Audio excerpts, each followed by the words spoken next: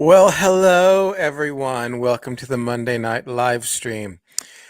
I normally have a video that I put up here so that everybody can watch the video, and I can't find it. I don't know where it went to on my computer, that Monday night live stream that we're all interested in, and I can't find it. So we're just doing this cold open, and you can tell I'm wearing this my really cool 80s retro outfit from the last two videos that I did. And it's to celebrate our 500th. We're going to bring Thrash Pondo Pons on. How you doing, my friend? I am relatively not unwell. Thank you for asking.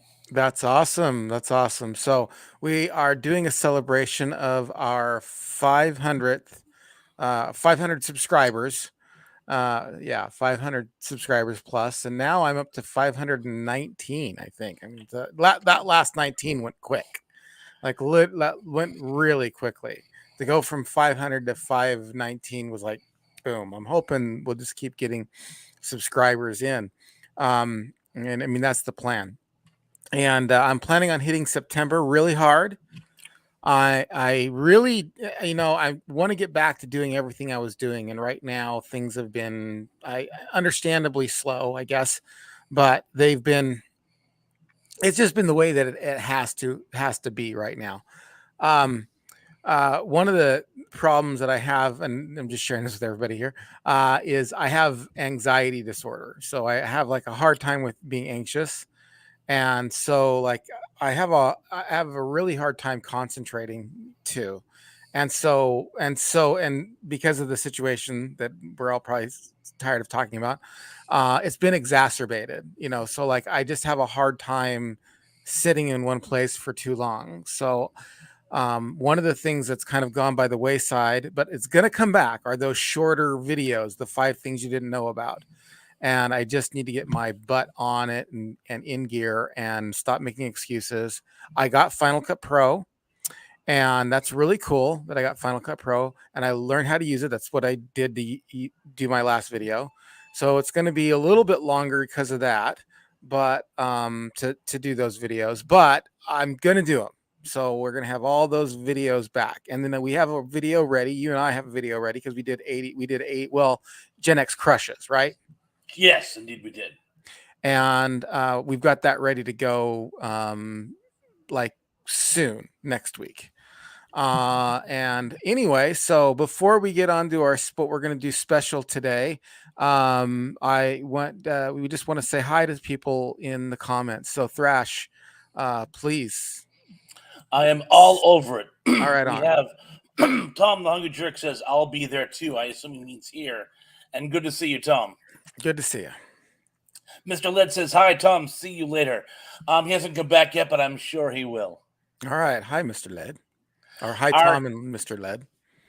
our cheerleader, Mr. Darrell Johnston, says, don't forget to hit the like and that subscribe button either. Right. Hit them Yes. all until they bleed. Right. And we also have Lance Schaefer in the house. Says, hey, guys. Lance, how you doing, my friend?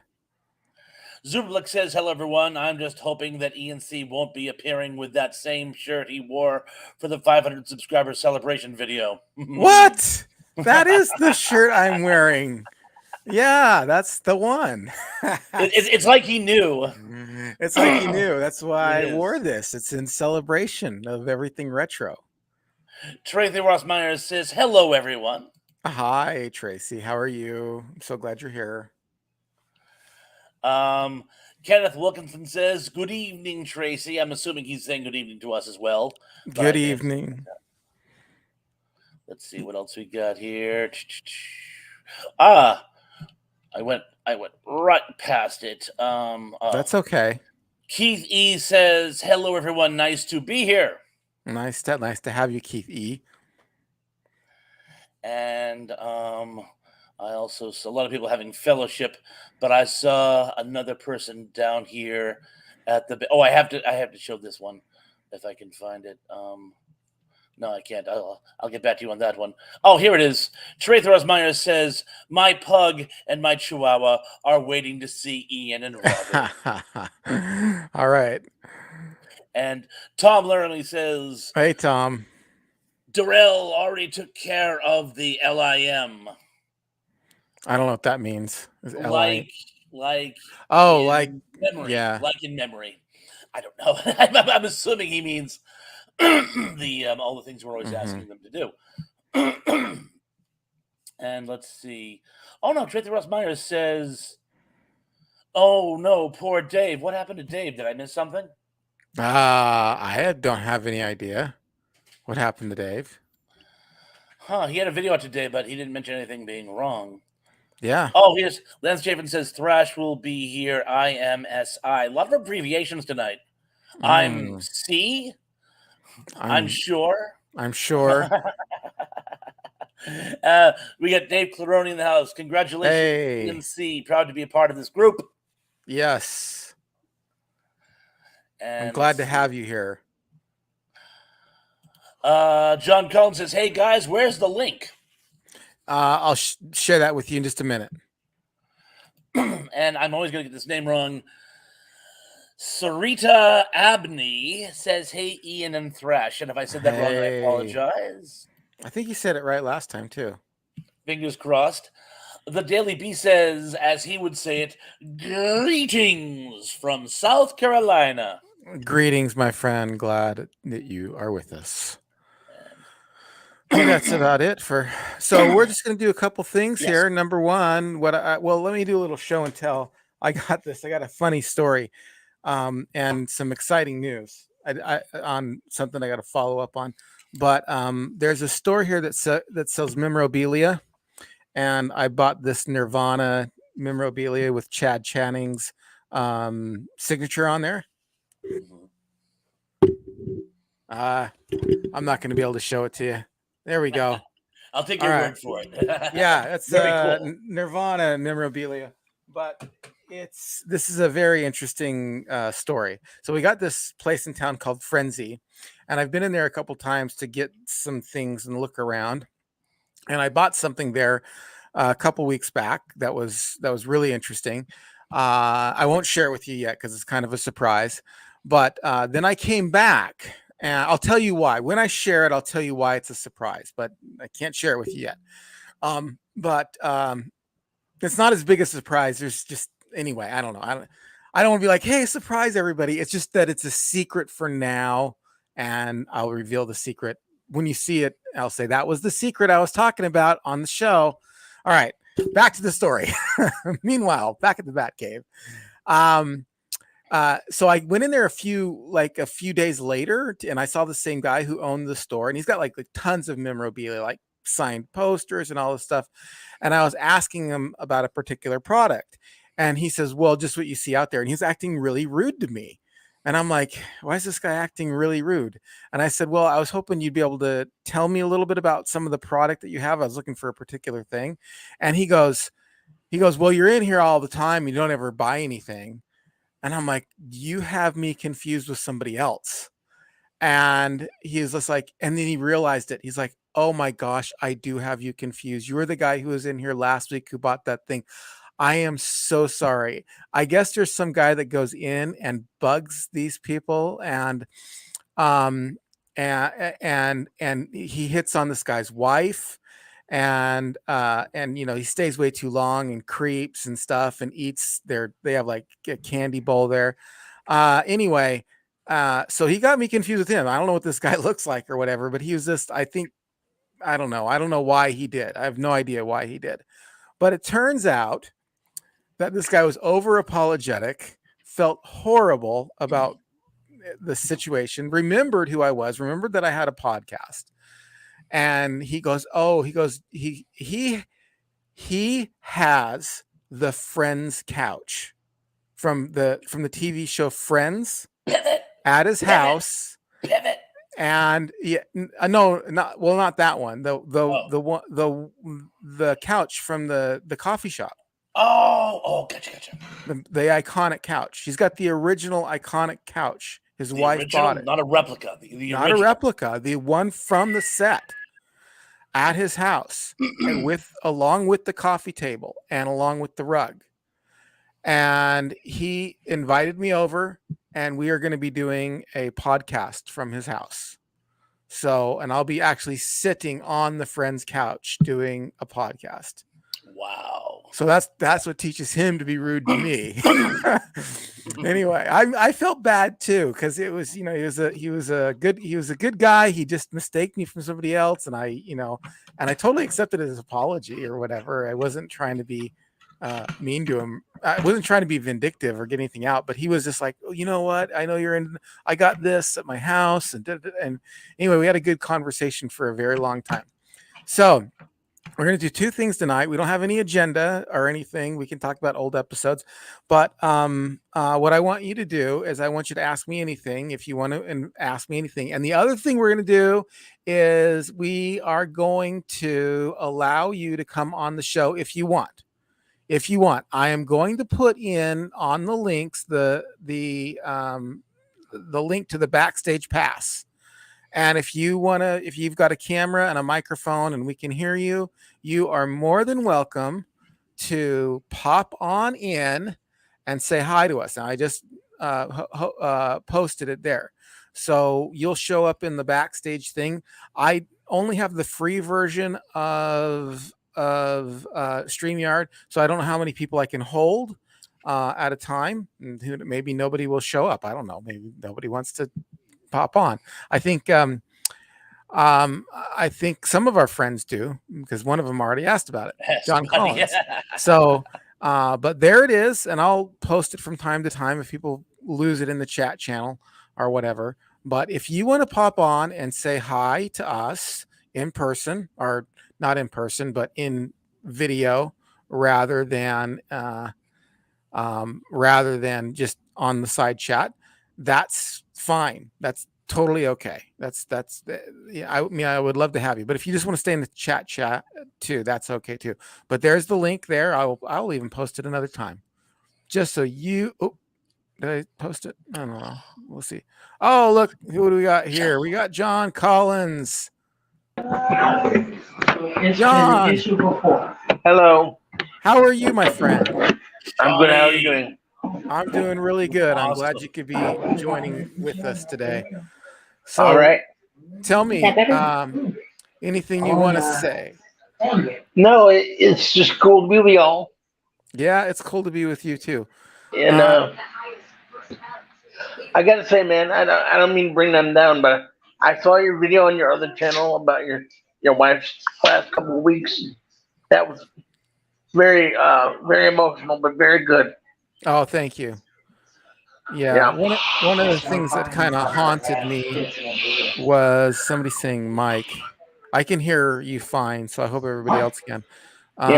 One of the things that haunted me was her last week or so, and I just thought it would be nice to kind of just talk about it a little bit. So I talked about it on the ministry channel.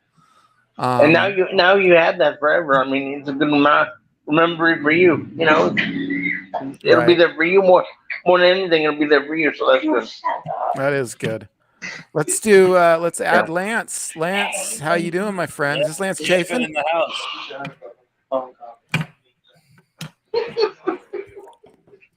Hello, Lance. We can see you. We can't hear you. Or can you not hear us? I don't know. Glad you're here. I'm glad you're here. Hey, John, let me ask you a question. So, sure. What's been your favorite episode so far? Oh, I love your entire channel. You know that, but y'all rock with the live streams. I just I like that a lot. But the probably the 5 things, any of the 5 things, any of that stuff. Those are good. Those are the ones. And one thing that really got me on your channel was your interview with the ladies that had the hearing impairment. Yeah, that's when I first started. So I really enjoyed that. I know that's not really what you do now, but I enjoyed that one too. Well, you know what? I might, the channel, I wanted to be open to everything Gen X, including social issues as well. Yeah. And it just kind of went that way, that it went into entertainment mostly. But but what's interesting? I think that when people join channels, as fervently as I do with Dave and y'all, it makes people want to know more about the people too. So I would like to see if y'all would dive more into your opinions about life and in general. And I know you're worried about keeping audiences, but the diehards will stay with you no matter what. So I think the broadening subjects is not a bad thing. Yeah, and I've just been recently talking to Dr. Brian McDonald too, Yeah, and when he gets a free moment, he's going to be talking to us about like self-improvement, like yeah, how self-improvement changed through the 70s, 80s, and 90s, like the Tony Robbins craze and all that stuff. So awesome. Well, I hope anyway, other people come on. I don't want to take over. all I right, hope I hope other people come on the thing. sounds good, my friend. All right, we'll see you later. Take Oh, care. Oh, oh, wait, oh, Well, you did you want say oh, to? that. oh! I didn't know you could take me off. I didn't know that. No, I'm okay. I'm saying I'll just enjoy the conversation from now on. Okay, sounds good. Sounds good. Let's see. Uh, uh, I don't even see Lance in the chat. I think we lost him altogether. Well, maybe he'll come back. maybe Keep he our will. fingers crossed. Yeah, we just couldn't hear him. So anyway, well, what else is going on out there? Is anybody chatting up the stuff we need to bring up? Most people were talking about how they couldn't hear Lance. We've already established that, and a lot of people, of course, having fellowship. And I was able. Some people said they couldn't understand John. I could understand him just fine. So my microphone was working okay. Yeah, It I may have heard been him. So I'm sorry if somebody out there couldn't. It might. I heard. Anyway, I don't know. I heard him fine for me, so I'm not Zupalik says sure. something very nice for a change. He Yeah, says something very nice. Zupalik says, "John, you are an inspiration." He certainly is. indeed, indeed. Certainly is. So everybody out there, tell me, what's been your favorite episode? What's been your favorite episode that we've done so far? Oh, that we've done. Well, Oh, any episode on Retro Serial. Just think Retro Serial. Anything on there where we've done it, or I've done it alone, or with somebody else, or whatever. What have you liked so far? well, I like the stuff where we actually have extra guests. I loved the one, even though I was so in over my head, I couldn't like tread water.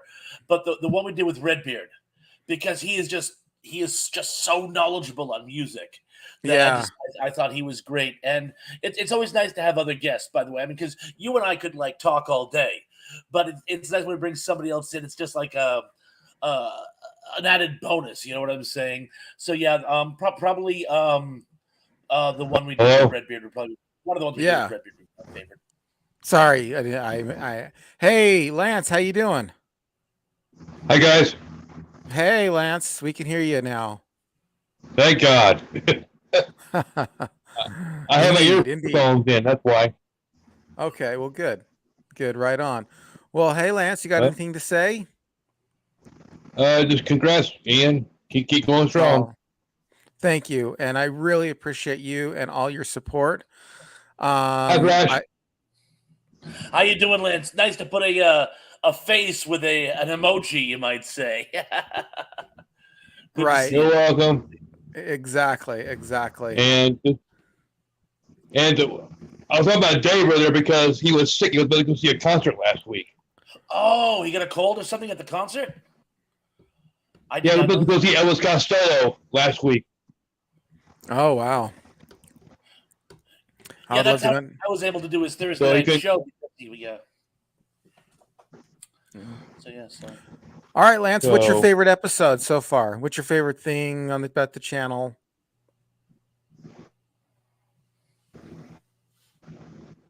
Just like the 80s TV stuff. Oh yeah, right on. Yeah, 80s TV stuff. Right on. 80s Cool. TV. I like music, movies, all that. Right on. Right on. More of that to come. Okay, well, my friend, well, thank you for being with us. All right. Thanks, John, guys, and have a good one. Thank you. Thanks for joining us. It's great to see you. John Collins says, I also enjoyed the Glitterboom Girl episode. There were two, weren't there? Well, there was only one, and then we did a live stream with just Oh, with uh, Robbie.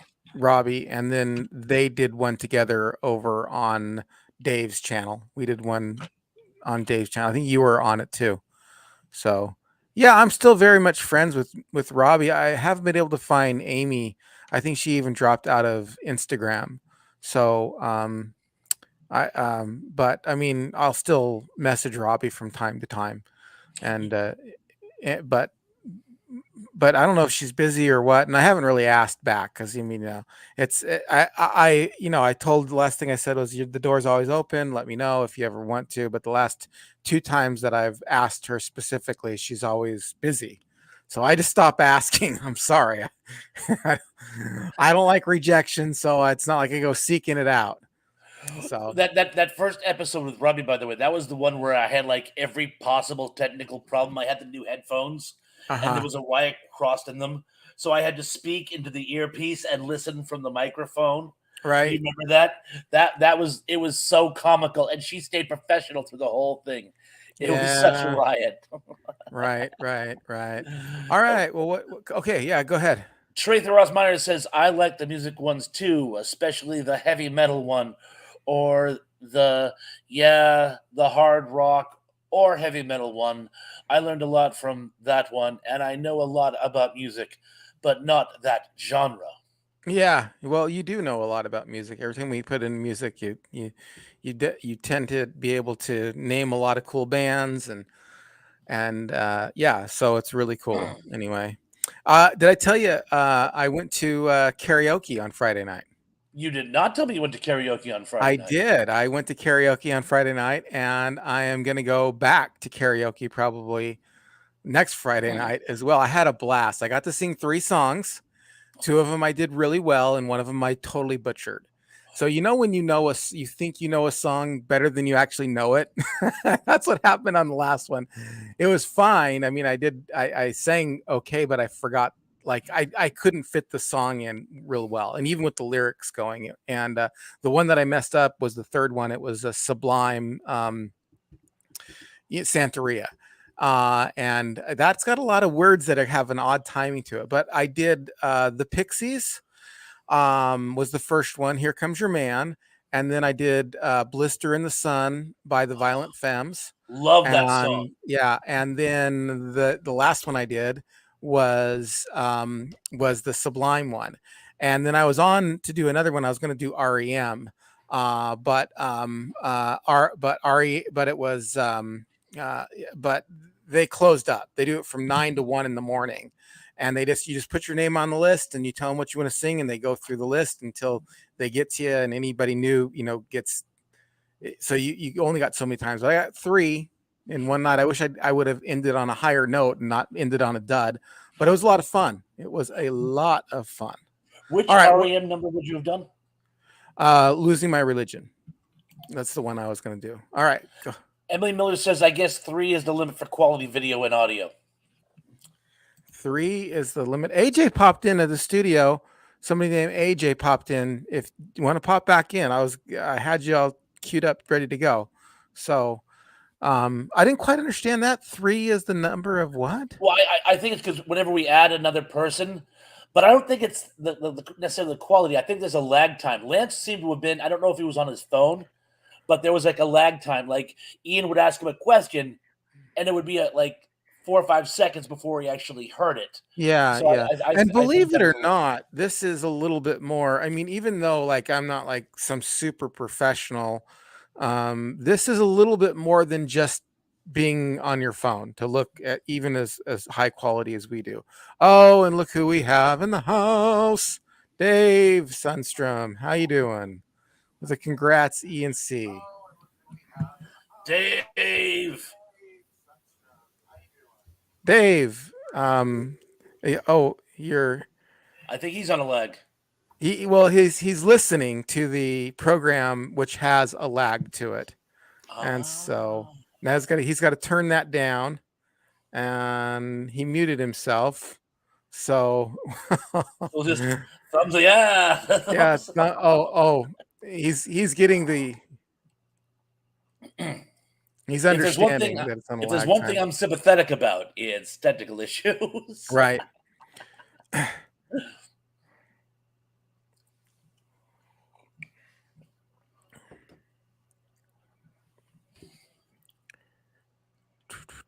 Well, Hello, fellers. hey, now we can hear Dave, you. Yeah, always that's great to weird. see it. That's weird. I don't need headphones when I do the StreamYard from my home. Oh, Oh, okay. you know what? It's not my. The echo's not a. The echo's on one of your ends. Oh, it is? Is there an echo? Because I don't hear it at all. I don't hear an echo. Do you hear an echo, Thrash? Well, not now, but I covered my microphone. Let me take my hand off my microphone and see what happens. Well, I just muted you for a second. Now, can you still hear the echo, Dave? It might become, are you listening to the program while you're, okay. All right. Well, I don't know what it is. Were you hearing an echo while on the live chat while you were just listening to the live chat? Oh. That was it. Okay. All right. Yeah. That was it. Yeah. Because there's a delay there in the live chat. What I had was I actually had I had the live stream up on another tab, and so I was hearing the delay. Yeah. Right on. Right on. Just a rookie mistake. You would think I would know better than that.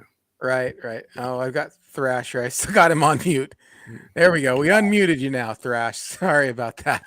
I was just saying, I did that once myself. I'll have multiple tabs going at the same time, and sometimes I'll actually hear myself talking while I think I'm muted. So I've done that too. Right. Well, I just wanted to pop on and say congratulations to you, Ian. I mean, this is a huge accomplishment for you to be at the 500 mark, halfway there to 1,000, and with all the great live streams and different shows that you do. I'm sure it's just a matter of time here. I'm guessing within the next 6 months we'll be having another celebratory live stream. Well, we're gonna have a celebratory live stream real soon because I'm coming up there soon, right? I mean, I'm planning on will be a celebration, a very different kind of celebration, but absolutely. Yeah.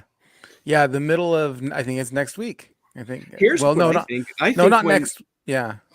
I think when you hit 1,000, I'm tootling on down to St. George because it's going to probably be right in the middle of the winter, like January, February. Oh yeah, and I'm gonna need a little warmth. You are totally, for sure. Yeah. Yes. That'll be great. Yeah, I plan on. Who knows? Maybe in 2 weeks I'll hit 1,000. Never know. Well, yeah. What am I saying? I'm saying But that's at the latest. That's at the absolute latest, January, February. Yeah. Either way, though, I mean, you're always welcome on down. So.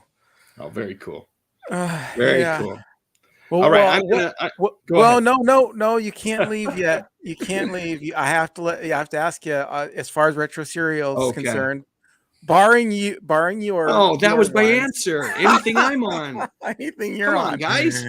Oh, okay. Well, whatever. I'll tell you this. Who's my favorite person on your show besides me? Thrash Pondo Pons. Oh yeah. Without a doubt. He is the consummate co-host. There's none better in the world of live streaming than that feller right there it's to your, as I look at it, to your right, Ian. Yeah. Yeah. Something like that. Yes, for sure. Praise from Caesar. Thank you. Well, no, I mean, it's just, you do such a great job. You have such a, you provide you just perfect color commentary to the, and just, everything that you would hope for in a co-host. I think you do a great job, Bob. And, there's other shows I've really enjoyed. I enjoyed your Fat Samurai, when you get Fat Samurai on. Oh, he's a lot of fun. And you should get him on your show one of these days. When you start doing that, I'm going to ask him to do that.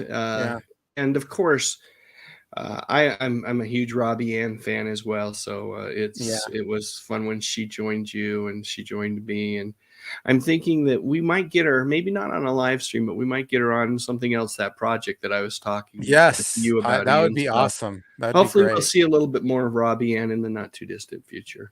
Okay. All right. But there's none better than Thrash Pondo. That's there you go. Yeah, for Thank sure. you.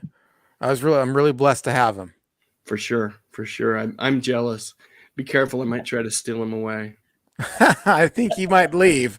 I can do both. But then the thing about that is, Thrash Pondo, if I stole you away, or if you did both, there's a specialness to the team you have there. You guys are like a team now, and You're right. I feel like I'd be muddying the waters a little bit. Right. You raise an excellent point. Right. But I'll still be a guest, okay, from now and then. Oh yeah, for sure. Show. Oh, for sure. Oh my goodness, look at who's here with us. Hello. Sean's back. I'm back. You're back. Okay, so I want, because I love promoting your channels, Ian. I want you to talk again about the fact that you're gonna have some new merchandise eventually, because I want people to buy it and get it. Yeah. I looked into that. It's fairly expensive, and about the only thing I can do right now is stickers. Hey, got to start somewhere. Yeah. Ian, did you look into Spring, the merch person or the merch company that works with YouTube? Yeah, I think you have to be at the you might have to be at the 1,000 level. Okay. Yeah. So once I do that, I will look into that, because I know that they just kind of do like a print on demand kind of a thing. Mm-hmm. Yeah, so exactly. That'll be great when that happens. And but as so far Dave, as I have a question, Dave. So now that he's reached 500, does it usually stand to reason that 1,000 and more subs comes quicker and quicker? Or yes. The amount of time that it'll take him to get from 500 to 1,000 will be much shorter than that initial 500. That initial 500 is a really long slog, but once you get past that thing, it's kind of like a snowball. Think of that snowball, just how it gets bigger, quicker and quicker. Right. Yeah. For sure. Yeah. Hey, John, it's a treat seeing you, buddy. Thank you. And again, thanks for having me on your live stream. That was awesome. All right. I'm taking off, fellers. All right. Take care, Congrats Dave. again. We'll see you Bye. this week. For now. You can kick me off whenever you want to. Otherwise, I'll stay on. All right. That's fine. Fine with me. If other people want to come on, throw me off. It's okay. That's good. Hey, I thought about a video that I wanted to run by you as being a guest on Retro Serial to talk about, and that is the portrayal of people with disabilities in media over the 70s, 80s, and 90s. Sure, I can do that. Yeah, I mean, we can talk about, like, for example, Jerry on Facts of Life, or just kind of people like in Mac and Me. The lead character was in a wheelchair, so I think that would be a good one to talk about too. I'd love to have you on the show if you're interested in talking about it and how you identified with it when you saw somebody on the big screen, who was also in a wheelchair. Like, what that did for you and the community that you're part of. I would love to hear that one too. Well, we'll talk about it more, because I don't want to give it away now, because then we'll do it now. But we'll talk about it more. Right. Yeah, we'll talk about it more later. I do a whole show dedicated to it. All right. We'll see you later. See you later. Okay. Do we have any comments or? Oh, several. Okay. Terrell Eugene Bellinger, who is in the house, hello, Terrell, says, Hello. Ian, do you think that the polarizing Seinfeld's series finale still doesn't really hold up nearly 25 years later? Well, that's Terrell always asks like the most insightful questions. I'm like, whoa, that's a really good one. I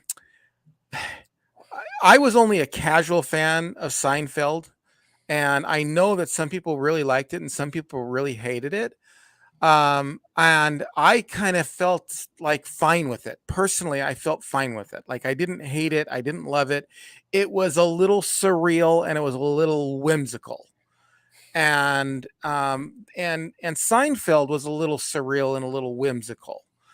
But there was also a serious side to Seinfeld too, or a more grounded side, we should say. Not serious, but more grounded, not so surreal, not so coincidental, not so, a lot of stuff on Seinfeld that happened was a little, I mean, almost over the top coincidental. You'd run into the same person at the grocery store and it would be a whole it was a little surreal in that way. But there's also kind of a concrete realism to it too, like any um uh, uh sitcom has. And the series finale was very surreal. It was, I mean, they're all in jail together. They all get sued. People come up and testify. And it's just it comes off as a little corny. And so they pushed that surreal envelope a little far. And I think that's what made fans upset. But not every fan was upset. Not every fan was mad about what happened there with Seinfeld. And so I think that when you say, look back on it 25 years later, it's like, I feel like the same for me. I feel like I have the same feelings when I watch it 25 years later as I did when I first watched it. My emotions toward it haven't changed. And I imagine that the emotions that other people have towards it didn't change much either. Like, I don't think that there was this radical change. Now, again, there's always going to be outliers, but for the most part, if you watched it then and you liked it then, 25 years later, you watch it and you'll like it. If you hated it then, more than likely 25 years later, you'll watch it and you'll hate it.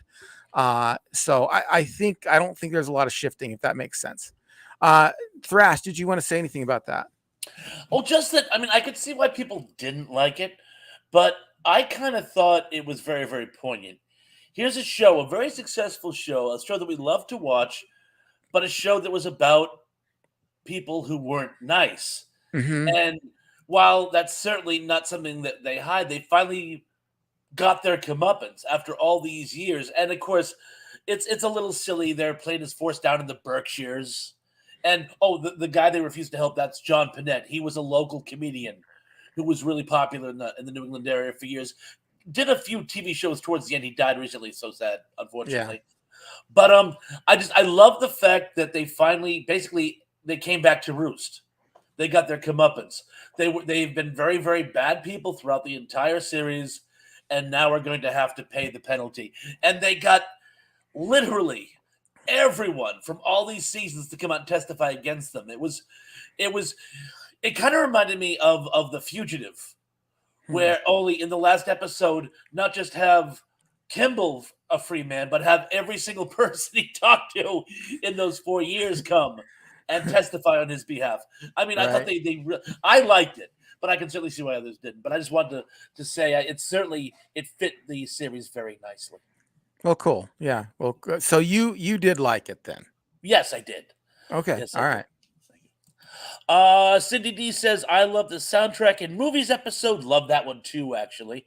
And the Square Pegs episode because I suggested it. Yes, Thanks for listening to your audience. I appreciate that. Right. And I'm going to get back to the 5 things you didn't know about videos. I'm going to get back to it very, very soon. I really do plan on coming out swinging for the month of September. So it's going to be pretty epic. Like I said, I'm learning how to use Final Cut Pro. I'm hoping that my learning curve on it will be less. I hope the videos as I do them at the beginning will be at least just as good as the ones I did on my phone. Just hope that they just get better, that all the stuff that I learned, I can continue to learn and do a lot better. There's another channel out there called Brutal Moose. Have you heard of this show called Brutal Moose? I have not. So it used to be called Brutal Foods, and he's a funny guy. His name's Ian as well, and he does these videos where he reviews food that he like frozen food he buys from Costco or snack food. But lately, what he's been doing is going around and buying blank VHS tapes and reviewing what's on them, like finding out what's on them. Like, there'll be like old movies and old commercials and stuff like that. and anyway, the reason why I bring it up, Brutal Moose, he's out there. You should subscribe to him. I'm trying to get him on the show to do a show because he loves Mystery Science Theater. So I haven't done a show on Mystery Science Theater yet. Hey, email him and tell him you should be on my show. That he Were should he be and on I my show. separated at birth? It sounds good. I don't know. I still have old videotapes I pull out and watch. So I couldn't Yeah. do a surprise on it, but I could give one to him and he'd give me a surprise by one of mine. But anyway, some of what he does over on his channel, the videos that he does on his channel, I like that. He's got a lot of different camera angles, and he's got a lot of different fades and stuff that he does that I'm trying to learn how to do. So that's part of the reason why it's taking a little while to get this thing up in the air. And another reason is just, my situation that I already previously talked about, just trying to get things back to where they belong. But Justin Eilert is going to be doing me. So I didn't tell you about this before, Thrash, because actually it just kind of got concreted. But it's on Wednesday. Do you have Wednesday nights off, or is that a night you have to work? Still work I'm Wednesday. sorry. I'm sorry you have to work Wednesday, but we're going to be doing a sequels. Derek's going to come back. We're going to be having a lot of people here that I'm going to be setting this up with in the next little while. All right, we got another live streamer here with us, Zooperplex. Hello. How are How's you, everyone my friend? doing? Oh my Fine. God, Zoop, how you doing, man? Fine. How are you doing? Can you No hear me? complaints. I hear you just fine. Hear you just Oh, fine. all right. All Yeah, right. I think Congratulations. Congratulations, Ian. Thank you. Reaching 500. I know. Let's push it towards that 4,000 hours of watch time and another 1,000, and the YouTube money just starts rolling in, man. Let's hope so. I mean, can you monetize this? Is this a way of earning income? I'm hoping that it'll at least be a side venture. That's kind of the hope. I mean, I think you have to get to the millions in order to really make money off of it. Enough money. Some people do, though. Some people make quite a bit of money off of YouTube, but I think they're the ones who get like millions of views and have quite a bit of subscribers. But whatever. However it works out, however it pans out, I just enjoy doing it, and I'm going to be doing it as long as I possibly can. So, I hope it'll.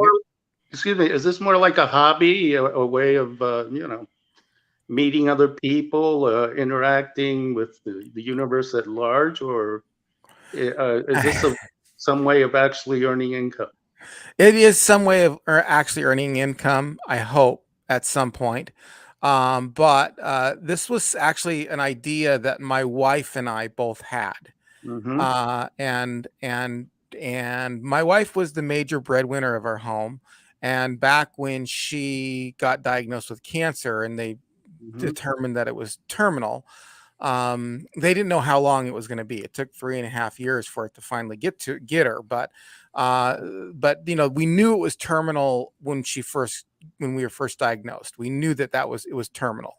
We just didn't know how long she was going to be able to live with the disease. But she was the major breadwinner, which I didn't mind at all. I married an older, more substantiated lady. Hey, look, I'm progressive in that area. Hey, whatever, you earn the money. I don't care.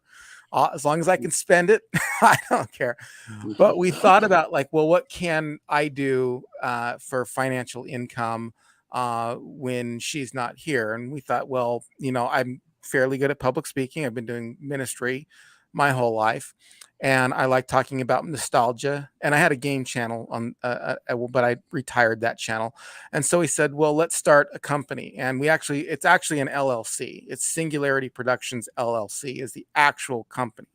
So, and then we just started doing these videos through it, and we invested in some, a camera and a nicer computer and stuff like that. So her hope for me was that I would be able to make at least a supplemental income off of what I do on YouTube. So I don't know if that answers your question or not, but yeah, it does. It's interesting. So you said that she was the primary breadwinner, and this was a way of adding to your income. I'm thinking, So now, is there like monetary issues concerning your situation because she's no longer there?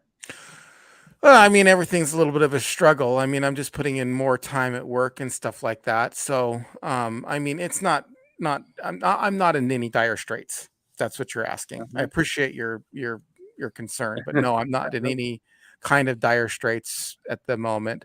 The Lord takes good care of me. So I'm all good on that. And so, yeah, I mean, but eventually, I would like to, the job that I have, like, has no, like, there's no, like, retirement or even like insurance or something like that. There's nothing like health insurance or anything Mhm. like that. So I mean, basically, we're paying the bills and things are good. I sold the house to my stepdaughter, and so I have minimal amount of financial responsibility. We paid our car off, and so it's so my income's not as big, but my outgo's not as bad either. I don't know if I'm getting too personal here. People are Sure. whatever. So you moved then? No. I just Oh, we you all had lived in the another house. same house. No, we all live in the same house. Oh, We all I. My Oh, stepdaughter and her husband live in the same house as me and my wife lived in. uh-huh. And we just basically transferred it over to their name. And Uh-huh. anyway. Well, I hope everything goes well. And I can imagine this is a very difficult time for you. Yeah. Uh, Yeah. trying to adjust emotionally and financially, and Hmm. I look at it from the point of view of, well, perhaps we might be able to offer you emotional support through interacting with you, and having fun, and talking about things that we like, which is interesting because you focus on the 80s, and I think Dave is more like in the 70s, a little bit more in addition to the 80s. And Hmm. actually, I'm more familiar with the 70s and the 60s. So, as far as the 80s are concerned, I've seen a little bit of television and things like that, but I'm not really into music. I'm not a big music fan as you are. Yeah. But, Yeah. um, as much as I could partake in this discussion, and that's the whole idea, is to meet a community of like-minded people and share our interests. Well, that's been the most surprising thing, about this, is just meeting the community and having so many people reach out. And I'm reading things here on the side. You're among friends and stuff like Mhm. that, and that really means the world to me. I really so appreciate it. Uh, uh, yeah, yeah. So I mean, it's really nice, and that literally that surprised me more than anything, because honestly, when I first started, the videos that I was doing here were like going to be secondary. Like the big thing was going to be the podcast, and then I would just do videos, kind of like as a behind the scenes kind of thing. My video channel was going to be my gaming channel, my Board Game Attic. And the Board Game Attic was going to be what I was going to do mostly on YouTube. But that kind of faded out fairly quickly, and it was too hard, it was too competitive, and I just kept finding things to talk about more with retro stuff. And Anyway, so that's kind of how it got to be more involved over here. I was only going to do I mean, I was going to post the podcast here on YouTube like I normally do, but it was the YouTube family community that started reaching out and started saying, "Hey, we want to do, um, we want to do, we want to reach out to you and get to know you more." And that was amazing. The gaming community is a little rough, honestly, especially the board gaming community. That's the gaming community I was in. They're a little like it's almost like you got to pay your dues over there. I don't know what it is about that board gaming community, but they're like a little tougher than the nostalgia community. But as far as you're saying with Dave and stuff, yeah, Dave. So I was born in the 70s. So like my early memories are of the 70s. My early memories are of, like Charlie's Angels and stuff, that later 70s stuff. And I really was kind of a young teenager and tween and teenager in the 80s, and then kind of a young adult in the 90s. So so that's kind of why I nostalgiate around those 3 decades right there. But I like to go a little before and a little after. But you're right, the 80s are kind of like the big one. The 80s and about up to the mid 90s is kind of my forte. But I do like talking about 70s as well too. What was your favorite TV show? That's a difficult one because it just depends upon the era. But I mean, for a long time, it was Family Ties. Family Ties was like, especially through the 80s, that was like the show that I really, really loved and bonded over was Family Ties. And the whole Thursday night lineup though on NBC, it was Cosby, Family Ties, Cheers, and Night Court. And that was my Thursday. I mean, that is what I lived for that night. Did you like Family Ties because it was sort of like against the traditional situation comedy mode? Because with comedies of the 80s, you could sort of like predict what the joke was going to be, and sometimes they went against that trend. They would tell you a joke that's entirely the opposite of what you expected. I don't know if that's why I liked it or not. I really don't know what it was about it that drew me to it. Well, I should say that particular thing that you're putting your finger on right now, I did not recognize that stuff until later, looking back on it, kind of a thing. At the time watching it, I think what I really liked was I liked Alex P. Keaton, and I was totally not like him. Like I was completely the opposite of who he was as a person. I was bad in school. He was good in school. He was a preppy. I was a stoner. I mean, it was complete. But for some reason, there was something that I absolutely loved about the Alex P. Keaton character.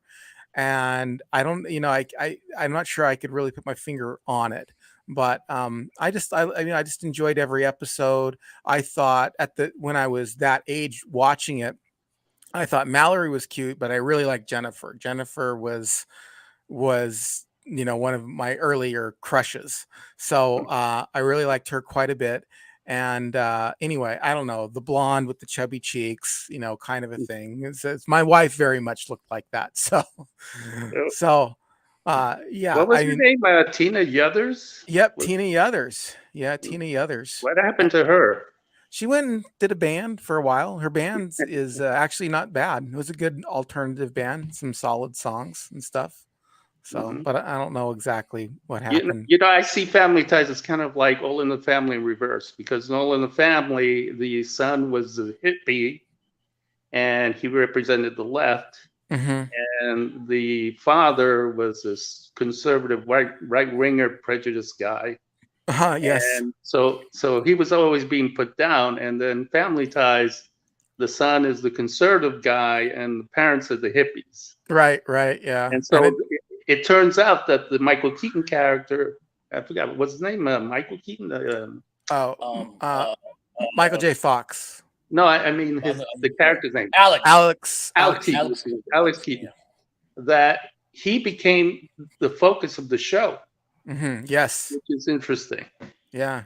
And that's sort of like saying, well, this being the 80s and the Reagan decade, oh, well, now conservatism is in and it's cool and so on. And they wanted to sort of relegate liberalism and liberals to the periphery in a sense. So. There was a T-shirt that I remember a friend of mine had in the 80s, and it was this kid. Well, you see a father, he's reading a newspaper, and he's got the Grateful Dead sunglasses and the long but thinning hair, and a Peace T-shirt, and this kid is standing behind him with a high and tight and an NRA T-shirt, and he's going, "But Dad, I need a haircut." And the caption at the bottom is, "The times they haven't changed." Right. And yeah. I think that hit the same chord as Family Ties. I think the conservatives were now considered the silly ones, and the aging hippies were the ones who were actually running the show. Yeah. If you follow me, so yeah. Well, I can it's certainly just see it's that. just whatever is opposite. If your parents were hippies and you're more conservative, because it's just a way to rebel. It's just kind of it's the opposite. So with everybody, at the time, boomers having children and having those children kind of come into their own, Alex P. Keaton is not the hippie, he's the conservative. There's also the very first episode of 21 Jump Street. The guy who is the leader of the precinct is yelling at Johnny Depp, and he says, he goes, and I bet you're a Republican too. And Johnny Depp's like, he says something like, damn straight I'm a Republican. Something like, so, it was just one of those things at the time that it was okay. It's like, yeah, your parents were liberals and you're the conservative. If your parents were conservative, then you're the liberal kind of way to rebel. So. Well, the 80s was the decade of the yuppies. I think they wanted to have a character who represented the yuppies. Yeah, right. Yeah. The me Anyway, generation. I want to ask you, what's the inspiration for the outfit? It looks like I made a joke that you could have been it a is. character. You could have been a character from Saved by the Bell. Yes, I could have, right? Could have been Ian from Saved by the Bell. Very colorful. Yeah. It was just, what I wanted to do something for the 500 subscribers and then something for the intro video. So I went to a costume store here and I just bought one of those cheap costumes and a couple accessories with it. And I danced in front of my camera for a little bit. And then I made the video and then went over to a friend's house and made the other video with kind of the same footage. And the only thing I wish I would have gotten, and this was a suggestion from a guy who runs a coffee shop in here, he says, I wish I would have seen you with a Walkman. And I'm like, yeah, actually, I do have a Walkman somewhere. So that was the only thing I missed. I had the flip phone, I had the tape and the CD and the VHS, and I had some Star Wars toys and stuff like that. And the only thing I didn't have was the darn Walkman. I completely forgot to put the Walkman in there. Well, you can always pull out the X-Wing fighter. Yeah, the X-Wing. It's back there somewhere. Yeah.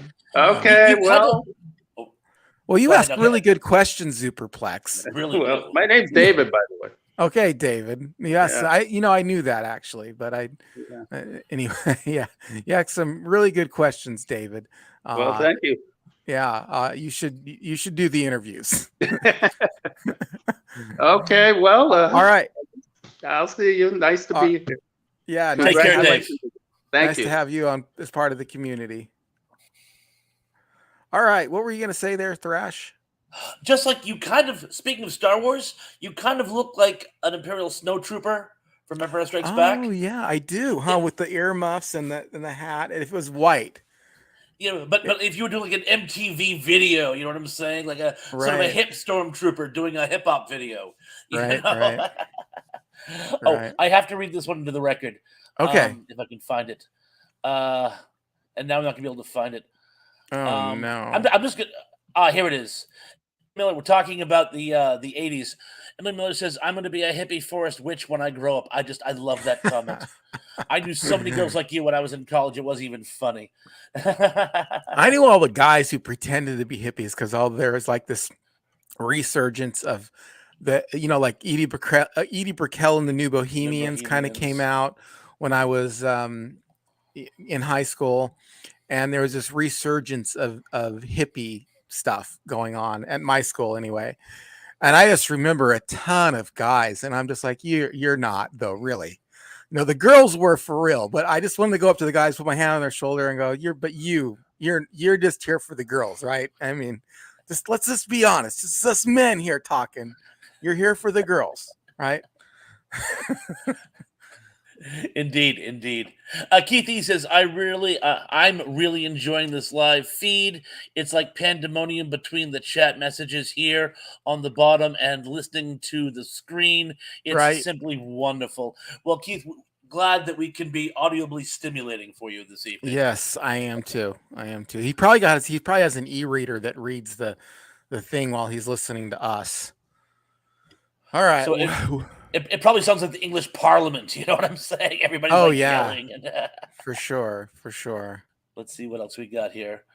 Um, I want to know. Actually, I want to know how old. Well, if he doesn't mind saying how old Keith E is, because I've talked about my friend when I was a kid who was blind, and I want to know. And I talked about his tape that he got, his tape player that had 4 sides to it, to the tapes, and I'm wondering if he grew up in that era, if he remembers that thing or not. So Keith, if you remember that, put it in there. and Oh, while we we're on got the subject, yes. Go ahead. I oh, just wanted to say hi. Hi. what Jemin says. Does anyone remember Erie, Indiana? Yeah, I sure do. And good to see you, what Jemin. Yeah. Excellent. And if we missed anybody, please forgive us. There's a lot of talking going on here. So We missed the foundation and John Doe, and I apologize to both of you. Hello to both of you. We know you're there somewhere, but they were All both here. But Keith, also, and I think I mentioned this on a live chat, but I'm not sure what the response was. They used to have a service for people who were visually impaired. They would take like an old movie, like an old Abbott and Costello, and they'd play it. But anytime there was no dialogue, there would be this voiceover, and they would sort of fill you in on what the action was. So when there was like no audible thing to enjoy, you could at least know what was going on. Like Abbott would slap Costello, and then there'd be a pause. A man in an ape suit walks in through the back door. What are you looking at, Costello? And it would just be like one of those shticks, and they would try to fill you in. Oh, and also, of course, totally related, the live and editing Steve is here. Yes. Hey, Steve. Glad you could join us. All right. And my system just crashed. Oh, here we are. Keith E says, I'm 65. Oh, okay. All right. So you're like that in between stage. You're like at the end of the boomer. Probably you consider yourself more of a boomer though than Gen X, but that's okay. And I'm wondering though, Keith, if you remember that tape player, or if you had one, or maybe they didn't have it available in your area. I have no idea. Uh, where they had 4 sides to them. So I'm not sure if you had them or not, but I remember them. We listened to Pet Cemetery. We listened to all the Stephen King novels at the time on those things. We would stay up late and listen to novels. He almost got almost any novel that you could think of. They'd send these lists out. And anyway, John Collins writes this. Go ahead. Yes, John Collins says, Ian, I actually was able to receive those tapes as well. So now you can add me to your story that you're no more than one person who got the tapes. All right. Oh, Keithy asks, are you talking about 8-track tapes? No. These are different. Yeah. No, they were actually cassette tapes that had 4 sides to them, and there was a special player. They weren't 8 tracks, but obviously, if you don't know it, then if you're asking about the 8-track, then probably you didn't have one. But I had a friend that everybody knows about the friend that I had who was blind, and he was actually one of the people who taught me how to play guitar. And he got these tapes that had 4 sides to them. You would play it forward, then backward, then forward and backward. On each side they had a front and a back, and we had them because we were able to do back masking with them. So we were able to not do back masking, but listen. If you put in a regular tape, you could listen to it backwards. But I just wondered if you ever had those or not. That's all I was wondering, if you had those things or not. Anyway, check. A lot of people can't believe that Suplex is 64. That's the big thing now. Oh yeah, he does not look 64. No, no, he doesn't. But Suplex says the camera makes you look younger, Emily. Actually, I'm only 55 and I look 64. So it depends on the person. Right. I look somewhere in the middle. I don't know where I look. I probably just look my age. 49. So I probably just look my age. John Doe says Gen X is from 65 until 80. Yeah. Some people, it's a little hard. Some people actually do 64 to 80. It's just, and then there's the I think it's like 78 to 84 they're called Zennials, because they kind of identify more they can kind of go with either Gen X or millennials. And so Zennials. and then the hard cutoff point for millennials is 84. That's the hard cutoff point for is 84. So let's see. Mr. Led says, right there with you, Life. I'll be 67 in Jan. Oh, yes. Life and Sad Ending Steve says that he's 66. I see. I know. Couple kicks on Route 66. Keith E says, my aunt was blind and she had that machine. I never used it ever since I saw George do that tape on Seinfeld. I've never wanted to listen to any. I don't really remember that episode. Where could I be? Believe it or not, I'm not home. You know, where he has the answer machine. Yeah. Okay. And they just play it over and over and over and over and over again. Yeah. Where could I be? Oh, this was a little earlier than that, though. I mean, this was in the 80s. I mean, like early 80s too, mid 80s. If I'm interpreting him correctly, he's saying that when he saw George mess around with the tape player and make a jackass of himself, he was always afraid he would do likewise. That's how I'm interpreting it. Of course, Keith, you could never be a jackass to us. Right. I wouldn't be so sure. No, I'm kidding. Cindy D says, hush, hush, Lance, LOL. I'm assuming she wants to do a reboot of Hush, Hush, Sweet Charlotte using Lance as Sweet Charlotte. I don't know. I'm in. Right. I'm lost. I'm lost on that one. Emily Miller says January 18th for me. Happy birthday, prelated. Oh, yeah. Okay. She's going to be the big 2-9. Oh, is she? No. she's I actually... I don't know how old she is. I'm not going to ask. No, I know how old she is. I'm not going to say. And I can't tell from the picture either. So. She seems much younger than she actually is. She is youthful beneath her years, I think is a way of putting it. But let's go with that. Terrell Eugene Belligen says, which forgotten Fox shows from the late 80s, early 90s do you wish more people would bring up in conversation? That is a great question. Ooh, that's a good one. So I remember the show called, I think it was called Benjamin Beans Baxter. Baxter. And at the time, I really liked that show. I mean, there's episodes on it now that you can look back and watch, and it's super dated and it's super cheesy. But again, people were kind of just throwing things at the wall, kind of seeing what would work and what wouldn't. And we knew that the late 80s were coming around and, going into the 90s. There was just something different in the air, but we didn't know exactly what it was going to be. We didn't know what the 90s was going to be as opposed to the 80s. And I really, really liked that show. And I was really upset when it wasn't on anymore. And there was one with Matt, not Matt LeBlanc, Matt, the other Matthew Perry. I think it was on where he plays a younger version of himself and Angel comes back. Is that the one? And visits him. Yes. And it's an older version of himself to not do stupid stuff. That was a good one. Yeah. And I completely forgot about that one until just now. Yeah. Wow, I thought that was a good one too. I like that one. There was a bunch of them on there, but those two right there that I remember. And I think that one with Matthew Perry was on Fox, if I remember correctly, but it may not have been. But I know Beans Baxter was, and I thought Beans Baxter was hilarious, and I loved it. And I think I was only like 14 at the time or 15 when it came out. So, I mean, I just really super enjoyed that show, and I wish that they didn't ever cancel it. So it's really, you can read it now, but anyway. Oh yeah, the one with Get a Life. Get a Life, right? Yeah, you love that show. Yeah, you liked Get a Life too, didn't you?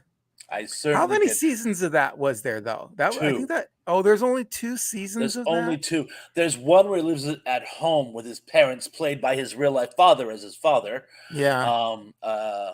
Bob Elliott, and the mother was played by the oldest daughter from Father Knows Best, who was also the mother in The Adventures of Beans Baxter.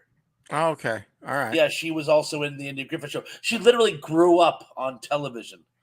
But then he moves out and he becomes roommates with Brian Doyle Murray in the second one. They were going to do a third season, and if they had a great premise. It was he wasn't going to have a single residence. He was going to travel the country having adventures. It was going to be like The Fugitive. Mm. The only difference is instead of him going and making people's lives a little bit better, and every town he went to, he was going to destroy them.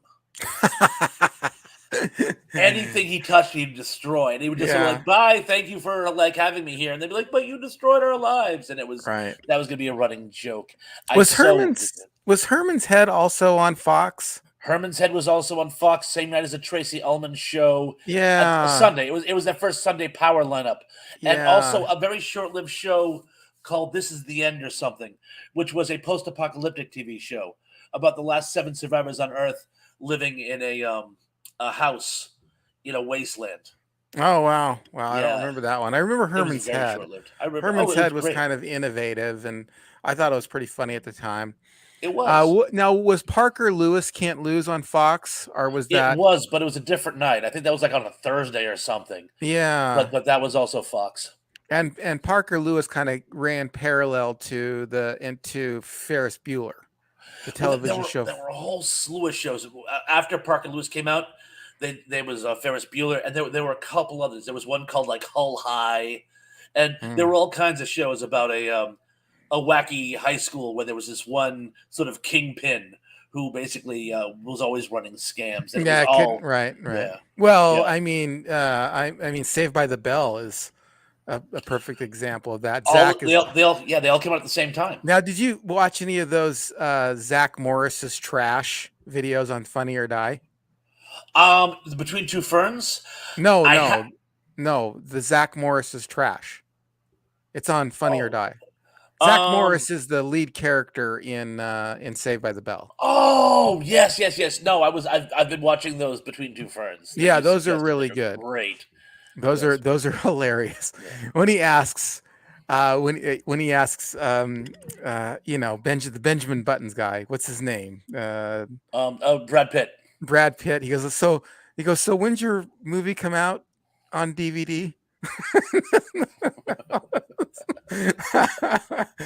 Like he wasn't gonna go see it in the theater. I like the one where he has Jennifer the one from the Hunger Games, Jennifer Garner. Yeah, no, not Jennifer. Jennifer Hunger Games.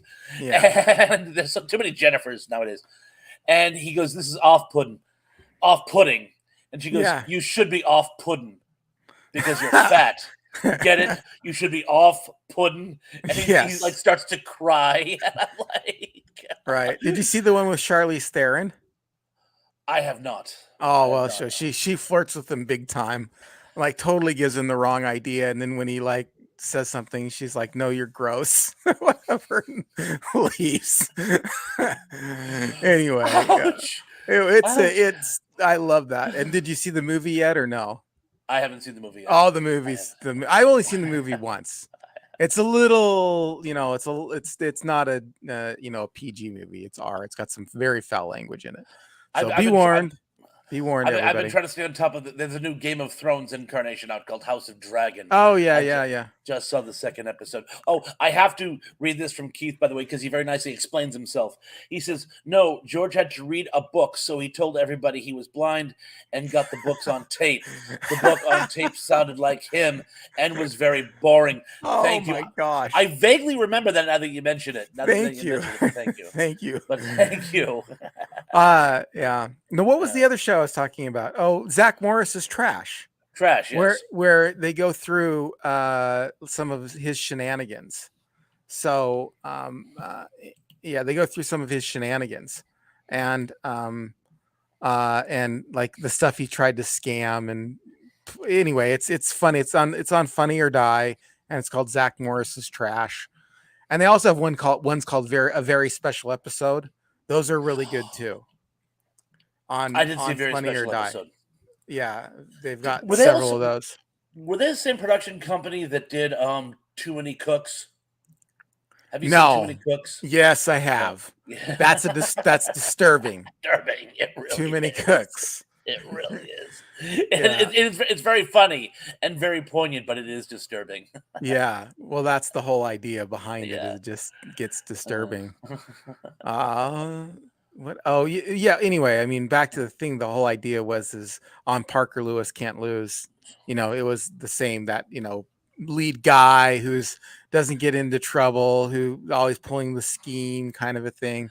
I Has think an that was the entourage, and it yeah. always it always looks at the principal or some adult figure is going to get him, but he always manages to skate. Always Always. manages to outwit him. Now, did you see the? Oh, Oh, do you watch? Eleanor Donahue. Thank you. Eleanor Donahue was the mom in Beans Baxter. And Oh, Young okay. All Life. right. All right. Um, do you watch oh man, what's the name of that show? It's here on YouTube. It's by a guy named George Ryan. It's called Pitch Meeting. No, I have not seen Pitch Meeting. Oh man. Oh, these are funny. These are like little 5-minute pitch meeting things. But anyway, the guy that does it also did one on like 90s television or something like that. It was really funny. But yeah, pitch meetings funny too. Well, they'll go through old shows in the past and they'll talk about pitch meetings for him. It's like a mock pitch meeting, but he's talking to himself. Like he's the same character anyway. And he points out all the flaws and stuff in the show. So anyway, it's funny. It's a funny show. Pitch meetings really funny. I'll definitely check it out. Mr. Lid says, anybody remember Max Headroom? Yeah. Max Headroom. Yeah, I remember the show and I remember the commercials and stuff too. So, do you remember it? I sure do. That was, again, it was an attempt to do dystopian television. Yeah. Which you didn't see a lot in the 80s. At that time, it sort of evolved into it. Like you started seeing dystopian with like the War of the Worlds TV show, and you saw it on was it the Hitchhiker, that sort of vignette show. But again, mostly in the 80s, people thought things were getting better and better and better. But like some people said, no, it was going to go boom. And that was the thing about Max Headroom. Is Max Headroom, it was almost like something out of 1984. Only instead of the politicians taking over, it was the networks. So I do remember the show. It was a pretty insightful show. I wish they'd given it a chance to catch on because it wasn't, but I thought it was good. Yeah. And there was another one on. Oh, I remember another one that was on Fox. That werewolf one. Remember that one? Yes, I He'd do. go I never from watched town to town and stuff like that. it. Be a werewolf. Well, the Hitchhiker, that was what reminded me of it because he did that too. He kind of wandered and tried not to be around people when he was going to turn into a werewolf, and like Silver Moon or something like that. I can't remember was the name of the show. Maybe Silver I didn't Bullet. watch it, but I do remember it. There's a blurb about it on YouTube. I saw like it was like forgotten TV shows of the 80s, and I saw it on that. I didn't actually watch it at the time. I think it was on at a time when something I watched on a different network was on. That happened a lot, actually, I remember. Because you couldn't just stream a show. You had to pick, Right, for sure. All right, well, are we winding down here? We are. A lot of people are saying, I'm noticing a lot of people are saying goodnight to each other. I think a lot of us have already bailed. I don't think a lot of us were. Well, not a lot, but I think Why are you fighting on this? Dave left and, Yes. and some other people left. Whatever. I'm willing to stay a little extra longer here, a few more minutes. If you've got some, comments or something like that, some questions, want to put your favorite episodes in, or anything you want me to talk more about. Again, I do plan on coming out swinging in September. All systems go, on blast. Hopefully, the 3 videos a week, the 5 things you didn't know, the podcast, and then the live show to kind of get all those. Anyway, please read my last comment. I'm scrolling up frantically as we speak.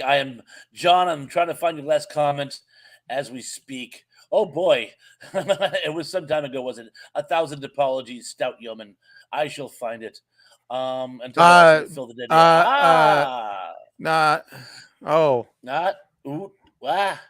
Go ahead. John Collins says, Ian, now that you have 500 subscribers, how long does it take you to figure out whether one of the subscribers is going to be a zealot about your channel, rather a fly-by-night subscriber? Was that your last statement? I think right away. I think right away, and I think the reason that it takes me right away to find out is normally you'll see them in the live chat or you'll see them commenting on videos fairly regularly. So I don't think it takes long at all to find out whether or not it's it's somebody who's going to stick around for a while, or as you say, fly by night kind of a thing. But it's okay with me. I mean, there are two goals. The one goal is to get to 1,000 subscribers, and I don't care if they're fly by nighters or not. And then the other goal is to get 4,000 hours of watch time. However, the only thing is the more subscribers you have and the less watch time you have, the more your ratings go down as far as algorithms are concerned. So that's a tiny bit of a concern, but I kind of almost want to, but I kind of don't care. I want to cross that bridge when I get to it.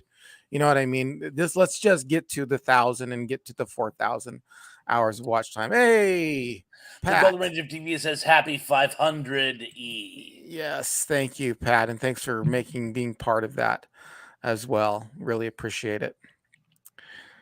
Anyway, what else? Yeah, so Braidwood Inn and I'm hoping we're going to be doing one this Wednesday, 2 days from now. We're going to be talking about like sequels that we thought were just as good as everything else. And I'm sorry you can't make it. That's the only time he was able to make it. I understand. It's cool. And Good luck, I might also have Derek from Flick Snacks and Knickknacks on again. And I'm telling you, I'm setting these things up over. It's hard to do more than one interview a week or one podcast a week. The more podcast one. And the reason why is I take those and I convert them and I put them on the podcast platform because people listen to me on Stitcher and Apple Tunes and, and Google Play and all that stuff as well.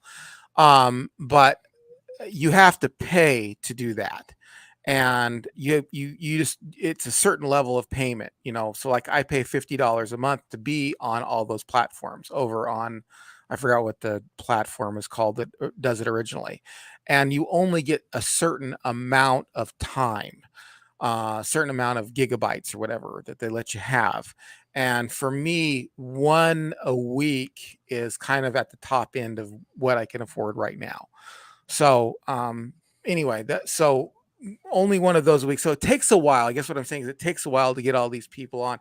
Like I said, I want BK on the air back on again. I've been talking with him back and forth. I want to do another one with Derek again. I want to have a lot of these older people. Plus I'm continuing to reach out to some people. I reached out to Ian over at Brutal Moose to see, but he hasn't contacted me back. But he's got one of those mega big channels, so who knows? I'd still love to have Toy Galaxy on here. I'd still love to have the Weird Movies with Mark, the Fanboy Flicks on. But again, those are people that haven't gotten back to me at all. But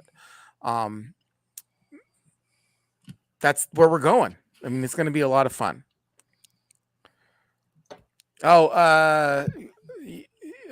This one just came up, so I'm gonna get. Suplex says, "What? Go ahead. What? Okay, Ian C. You should ask the comic book guy back on the air." Yeah, I plan on having him back on the air. We just haven't. He's it's hard to touch bases with that guy a little bit. It's a little bit more difficult. I'm assuming he means the one that has the cochlear implant.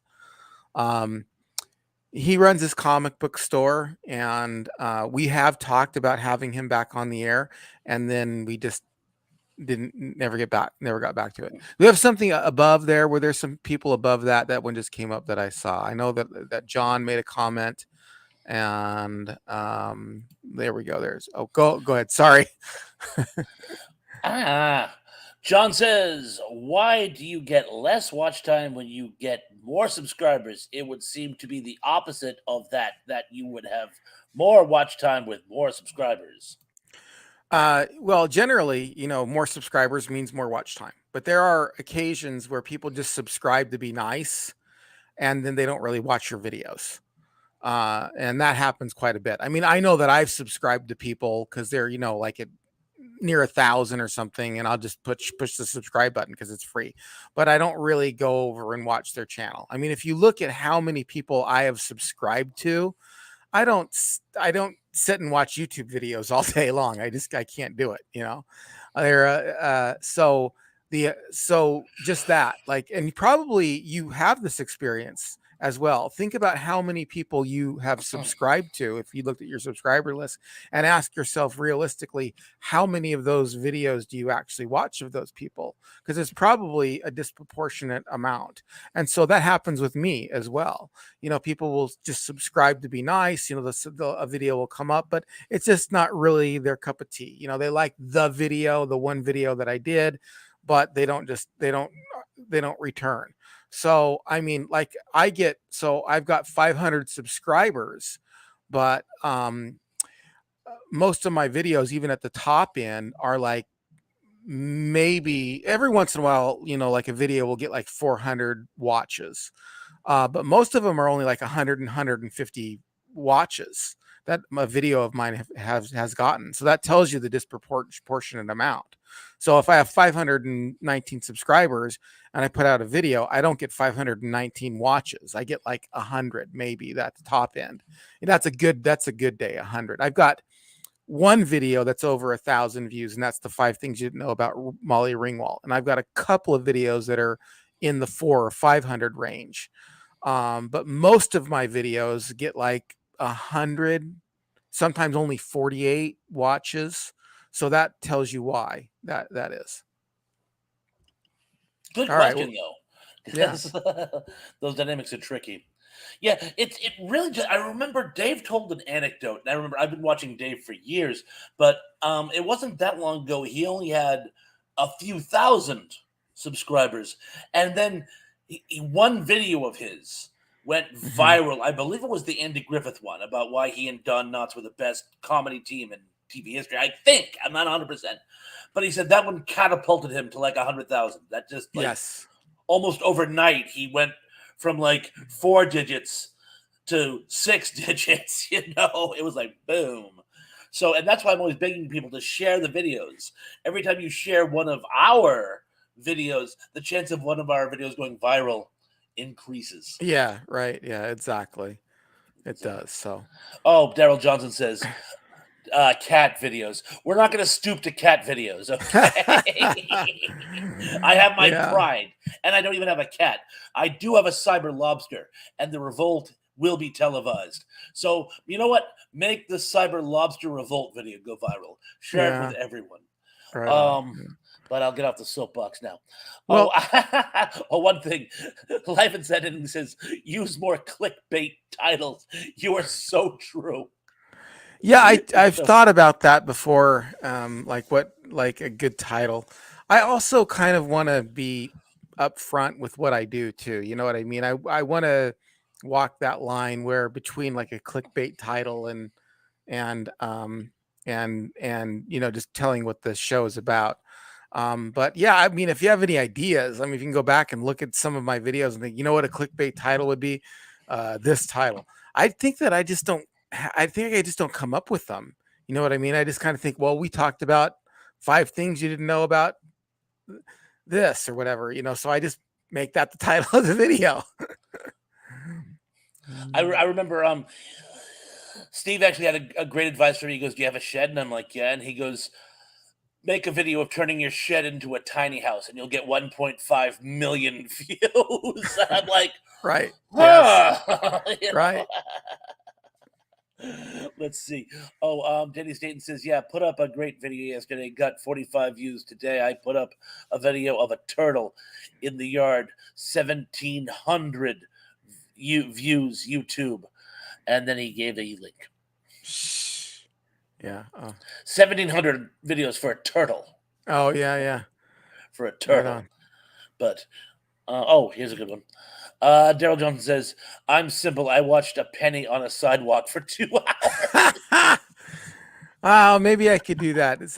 He says, life and sad endings guy says, Oh, he says, you Steve. want subs and views or honor? I'll take subs. I sacrificed my honor many years ago. Yeah, That I ship guess. has sailed. I just need to think of more clicky bait things. I don't think of it in the moment. In the moment, I'm just thinking, oh, what's this video about? So I'll think about that. So What you should do is come up with some really, really raunchy, um, suggestive thing about a Hollywood celebrity and say, is it true that blank did blah, blah, blah? And then when people click on it, just say, no, they didn't do that. So you yeah, can't even be sued. But right. 57 million people will go to see if blank did Did blah, blah, blah. blah blah blah. Right. Yeah. That's a good one. I'll remember that.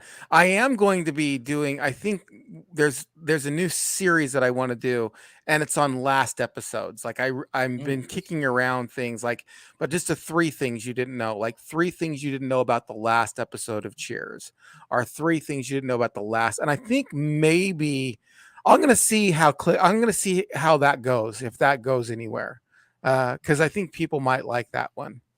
I think that might three things you didn't know about the last episode of MASH. So instead of like five things you didn't know about MASH, it's going to be three things you didn't know about the last episode of, because I think last episodes are big deals for people. So anyway, well, I think we're at the end of our time here, and I just want to thank everybody. And it means so much to me. I couldn't have done it without you all. I know, you have shared my videos on your social media platforms, and I thank everyone who is a Patreon as well. That really means the world to me. But it just means a lot that you guys subscribe and that you guys share, and you're part of this community. And so, thank you from the bottom of my heart. Um, Man, and like I said, one of the things that Superplex asked was, the most surprising thing to me was just the fact that there were so many people who became my friends. I mean, I really feel like you guys are my friends. I mean, even though like we're friends through the internet, it's still a really cool community. So I want to thank everybody for being part of that. All right, my friend Thrash, how are you doing? Doing well, doing well. Like I say, I have some more videos in the works. Ordered a new laptop, which will take care of some of the problems I've been persevering with this personal computer. But apparently, my granddad are going to do a laptop, and apparently, it's like something out of science fiction. So it's been decided that I should get one too, and I'll be able to do all kinds of stuff that I've been talking about doing for some time. I still have the retrospect on the stuff and wizards, more creepy classics, more dad jokes, just a little more polished. And like I said, I'll be bringing you guys, now that the summer on Cape Cod is finally winding down, I might have a little bit more free time. So we'll be able to get some more of these projects out in due course. Although I have been able to keep up with a fairly strict timetable of material through this past summer. But I will bring more this fall, I promise. All right. Well, that sounds good. Good night, everyone. Take care. Ciao for now.